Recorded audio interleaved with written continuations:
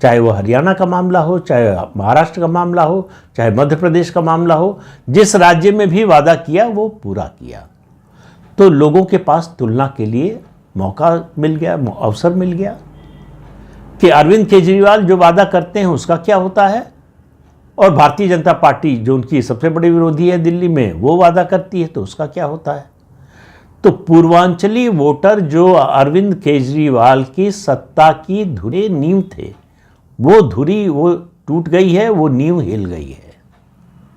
Purvanchali voter इस बार अरविंद केजरीवाल और आम आदमी पार्टी को 2015 और 2020 की तरह वोट नहीं देने वाला है।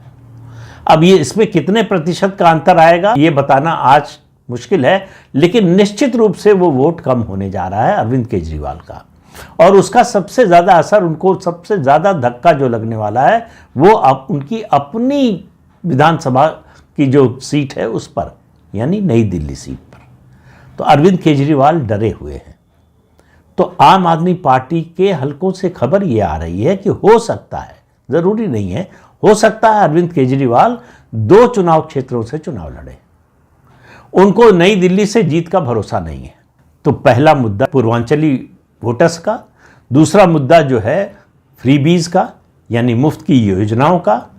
इन दोनों मुद्दों पर 2015-2020 में, खासतौर से 2020 में, 15 में भी जो है वादा, और 2020 में जो कुछ किया उसके आधार पर उनको जो समर्थन मिला था वो जा रहा है। और फिर कह रहा हूं कि कोरोना का काल, वो मुझे नहीं लगता कि कोई पूर्वांचली परिवार भूल सकता है कि अरविंद केजरीवाल की सरकार ने और पार्टी ने उनके साथ क्या किया। ये कोई बहुत पुरानी बात नहीं है। और उन्होंने जो झेला, पूरे परिवार ने झेला, किस तरह से परिवार बर्बाद हुए, किस तरह से भुखमरी के कगार पर पहुंच गए, किस तरह से रोजगार गया, ये सब उन लोगों को याद है। तीसरा मुद्दा जो है, अरविंद केजरीवाल अपने राजनीतिक जीवन में पहली बार भ्रष्टाचार के आरोपी के रूप में चुनाव लड़ रहे हैं। चुनाव की हलचल जो है पिछले कई महीने से है।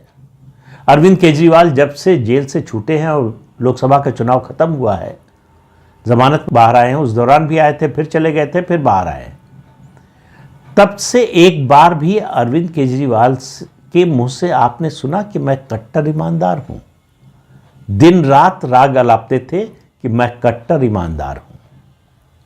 अब वो खुद ही बोलने में शर्मा रहे हैं, उनकी हिम्मत नहीं हो रही है कि अपने आप को कट्टर ईमानदार कह सके। तो दिल्ली की जनता क्यों मानेगी? आप भ्रष्टाचार के आरोप में घिरे हुए हैं,